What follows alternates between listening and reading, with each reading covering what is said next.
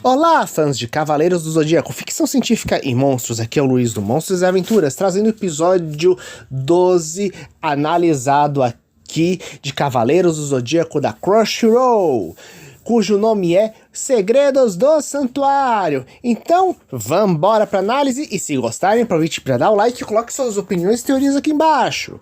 Pois bem, esse episódio já nos surpreende por ser, apesar de dividido em 3 blocos, ter 4 segmentos distintos de história. Apesar que o primeiro segmento e o último segmento, na prática, eles são mais unidos diretamente, como eu vou comentar para vocês. Inclusive, a gente pode unir eles, inclusive, pela questão não apenas de serem os famosos Bronze Boys, isto é, os protagonistas da história que a gente conhece com Seiya sendo ligados diretamente aos acontecimentos, mas também porque a gente consegue ter algumas discussões interessantes sobre a questão da profecia.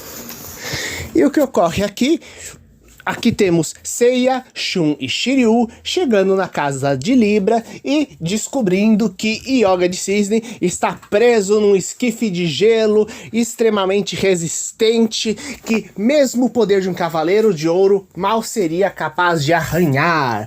E aqui os cavaleiros, eles têm a grande revelação, mas precisamente Seiya e Shun, por causa que o Shiryu ele foi treinado diretamente pelo mestre ancião, que o Cavaleiro de Libra, na verdade, é o grande mestre ancião das antigas montanhas, que aqui inclusive faz uma projeção mental, usando o poder telepático dele, né? Lembrando que essa questão de poder telepático já tinha sido comentado no episódio anterior, que inclusive é manifestado pelo próprio Wiki, né?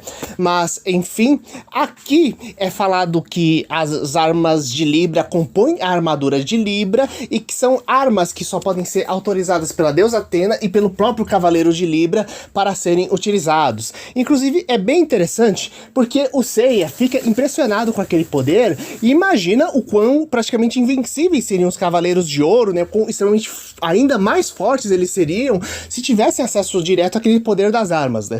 O que nos lembra duas coisas importantes. Justamente o cavaleiro anterior, que era o mais poderoso, mais próximo de Deus, né? Que era justamente o Cavaleiro de Virgem. Tanto poder ele tinha, que acabou se deixando levar pela própria arrogância, mal pegando e questionando sobre aquilo que acontecia. Ele basicamente acreditava ser quase a personificação da justiça. E aquela famosa coisa, se eu sou a personificação de algo, eu posso fazer o que quiser, porque na verdade eu estou manifestando o que aquela vontade significa, né? Então, essa arrogância que acabou levando o próprio Virgem à destruição, né? Já que o Ikki usou uma estratégia elaborada e uma alta dedicação capaz de se sacrificar pelos seus amigos para conseguir destruí-lo, surpreendendo de várias formas o próprio Virgem. Então, temos uma outra coisa também importante aqui, que é o seguinte: considerando o fato de que a armadura de Libra dá tamanho e poder para os outros cavaleiros, se for devidamente autorizada e utilizada, a profecia falava justamente de que os Cavaleiros do Zodíaco perderiam os combates, guiados pela deusa Atena, contra os demais adversários, precisamente Hades e Poseidon. Só que tem um porém: em nenhum momento é cogitado pelo grande mestre utilizar as armaduras de Libra, as armas de Libra, sendo que justamente num período tão tenso seria meio que a justificativa mais do que necessária para poder pegar e liberar tamanho poder do arsenal, né? Então você fica imaginando até onde isso foi justamente uma das coisas que fez com que o próprio mestre do Shiryu pegasse e se perguntasse: ué, mas se a ameaça não tá tão forte, por que não entrar em contato comigo, falaram da gente organizar o poder das armas pra pegar e lutar contra as forças do mal aqui, né? Por que diretamente pegar e destruir a Atena? O que tá acontecendo, né? Então, já é umas coisas interessantes pra gente poder pegar e refletir. E por fim, a última coisa que é legal aqui é que o grande teste dessa casa é justamente achar a arma ideal para conseguir destruir o gelo sem matar o Cavaleiro de Cisne que está preso lá dentro, né? O que é uma coisa interessante no sentido de que não é a arma mais poderosa, já que todas são igualmente tem um poder cósmico que é bem semelhante, porém com diversas formas de utilização. A ideia é conseguir a arma que, mais do que poder cósmico bruto, fosse sim capaz de pegar e utilizar com precisão suficiente para cortar o gelo sem pegar e matar o Cavaleiro de Cisne lá dentro, né? Então, concluído isso aí, sendo que aqui no caso o Shiryu utiliza como no clássico, ele testa cada uma das armas para ver como é que funciona o poder dela, para no fim escolher finalmente a espada, né, e seguir adiante. Aqui temos um pequeno detalhe, que Shun fica aqui primeiramente para lamentar pela morte do amigo, né, já que ele não sente mais a pulsação, que imaginamos o quão fraca devia estar, e o quão começou a ele começar a sentir alguma coisa, né, como se só tivesse resquício do cosmo e depois começou a ver que o corpo ainda tinha alguma coisa, justamente à medida que o corpo foi aquecendo em contato com temperatura ambiente, e finalmente usar o próprio poder do cosmo para tentar aquecer o corpo do Yoga, para assim conseguir pegar e despertá-lo. Agora, no próximo núcleo, temos justamente um material realmente inédito, né, que é os Cavaleiros chegando em Star Hill, com Juni de Camaleão, Mu e de Ares e Aldebaran de Touro, junto com Kiki, o aprendiz do Mu. E lá eles veem o cadáver do mestre do santuário, e que inclusive eles veem que já tá morto há muito tempo, mostrando que há muito tempo tem um impostor lá dentro. E aqui o grande X da questão: o poder cósmico só pode ser utilizado pelo grande mestre naquele local específico, então eles estão completamente indefesos contra os ataques diretos do grande mestre, que tá furioso e destruindo geral, gente. Então aqui nós vemos um mega sacrifício dos cavaleiros, inclusive com a Marin se sacrificando para salvar a Juni. Não sabemos até onde eles ainda estão vivos ou não, já que isso nunca aconteceu na história anterior, né? Então não sabemos até onde vai prosseguir a partir disso.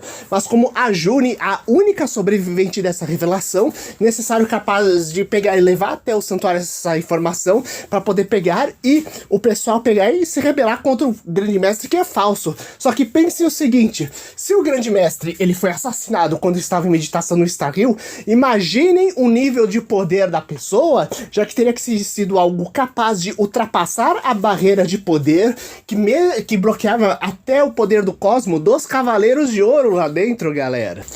O que, na minha opinião, ao colocar esses detalhes, fortalece ainda de que nós teremos, a minha hipótese pessoal, de que teremos o Cavaleiro de Gêmeos possuído realmente por uma divindade do mal, e por isso que isso seria ele, o grande mestre, manipulando tudo. Mas a gente só vai descobrir isso mais pra frente, daqui a alguns episódios, o que vai acontecer. Mas já temos essa grande mudança e não sabemos o que vai acontecer com esses cavaleiros que estão lá. Será que eles estão realmente mortos?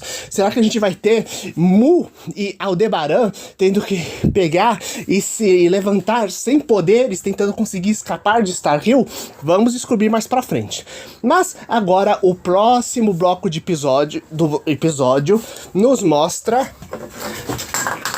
que os cavaleiros que tentaram matar Athena alguns episódios atrás, agora retornam, só que dessa vez trazendo um cavaleiro de prata. E é perfeito que seja o cavaleiro Dante de Cerberus por um motivo básico. Cérbero é justamente o cão que guarda o inferno. Então a armadura de Cerberus, elas têm correntes, que elas representam justamente o poder das correntes da coleira que prende Cerberus ao inferno. E faz sentido total que justamente Athena, sendo justamente uma inimiga de Hades na história, tenha um cavaleiro que represente justamente a arma capaz de conter o poder de um cavaleiro, mais precisamente de um monstro que é guardião do Hades. Ao mesmo tempo, botar justamente esse cavaleiro que representa justamente um poder ligado ao Hades é uma coisa ótima, já que consegue pegar e já trazer um pouquinho meio que do crime, apesar dele aparecer diretamente na saga de Hades, né? Traz um pouquinho do clima justamente de pegar e justamente de como essas forças que foram anunciadas no primeiro episódio de Hades e Poseidon estão se posicionando, né? Então, ao dar esse clima, ao mesmo tempo a gente pega e tem o retorno dos Cavaleiros de Bronze que perderam um torneio na temporada anterior, voltando para salvar Athena. E isso é bem legal, porque considerando que eles eles perderam o torneio por mal serem capazes de usar o poder do cosmos, sendo bem inferiores aos outros heróis. Então faz sentido ter 5 cavaleiros de ouro junto contra um cavaleiro de prata, tendo assim meio que um equilíbrio de poder. Afinal, se fosse uma coisa 1 contra 1, basicamente seriam esmagados por um cavaleiro de prata. Sendo que esse retorno, ele era muito aguardado pelos fãs, já que uma das, justamente, grandes mortes dos fãs é que isso acontecia no material original, né? Só que era apenas contra soldados rasos que eles lutavam, né? E nunca tiveram grande destaque desde então. Então, ter uma luta real contra um cavaleiro realmente poderoso já dá novos pontos para essa história. E isso vai emendar diretamente para o último bloco, onde temos Shiryu e Seiya chegando na casa de Escorpião, e o cavaleiro surpreso e realmente admirados por terem saído capazes de atravessar o chakra e mesmo os cavaleiros fantasmas que estavam no trajeto. Ele usa o poder para bloquear paralisar os seus adversários e em seguida usar a sua agulha escarlate, sua agulha de energia espalhadora de veneno. O que é legal porque, eu usava esse ataque paralisante do Escorpião direto nos jogos de videogame do PS3 nos combates, né? E uma outra coisa interessante é que é o seguinte, essa batalha não existe no original. Originalmente era simplesmente o Yoga pegando e lutando contra o Cavaleiro de Escorpião. Mas não, aqui temos Shiryu e Seiya pegando, sendo atingidos diretamente numa coisa bem estratégica, inclusive reforçando a ideia. O último episódio, os 2 últimos, tivemos um Cavaleiro extremamente poderoso, forte. Porém, o Cavaleiro de Escorpião, como foi mostrado na batalha contra o Cavaleiro de Leão, ele é muito mais estratégico e de precisão.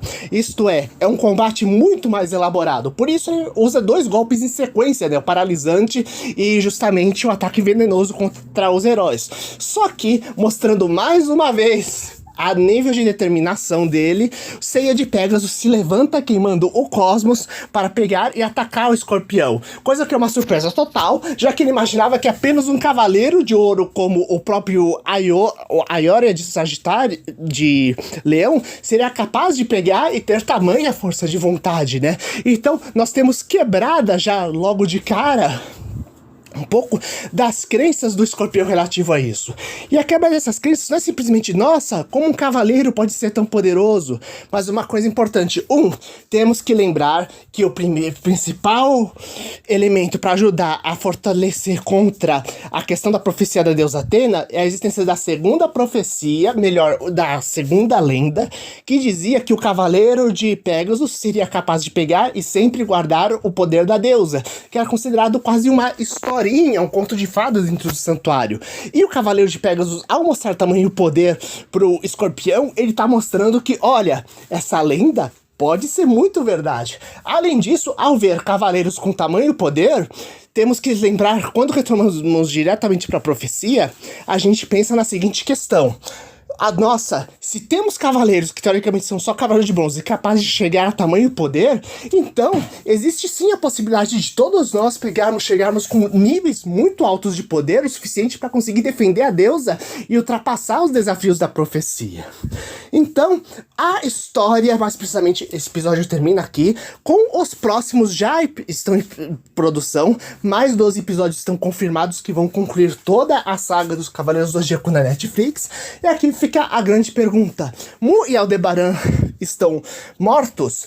Como será a grande batalha dos Cavaleiros de Bronze, dos Cavaleiros de Bronze menores, como o pessoal gosta de chamar, do Jabu, de Unicórnio e os demais, contra o Cavaleiro de Prata de Dante de Cerberus, né? Inclusive até o nome Dante, né, que remete justamente ao Dante que escreveu a Divina Comédia, né, a obra clássica no qual se inspira o inferno de várias histórias, inclusive dos Cavaleiros do Zodíaco, como a gente deve conferir na saga de Hades posteriormente, né?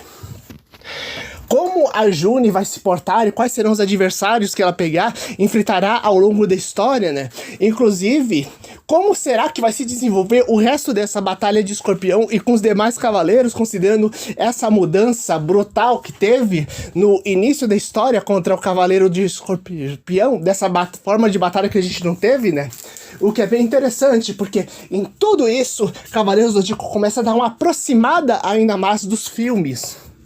Mais precisamente do filme em computação gráfica, onde justamente tínhamos uma série de mudanças começando a ocorrer justamente a partir da casa de Virgem na história, né? E essa série de pequenas mudanças que davam depois uma mudança brutal, justamente no final da grande batalha contra o mestre do santuário, né? Então, ficamos na dúvida que até onde vamos ter alguns graus de semelhança a outros elementos inéditos, ou mesmo vilões e aliados inéditos que possam aparecer na história, né? Eu quero saber a opinião e teoria de vocês. Vocês estão curtindo a história? Coloque aqui embaixo, compartilhe com seus amigos. Até o próximo vídeo. Falou!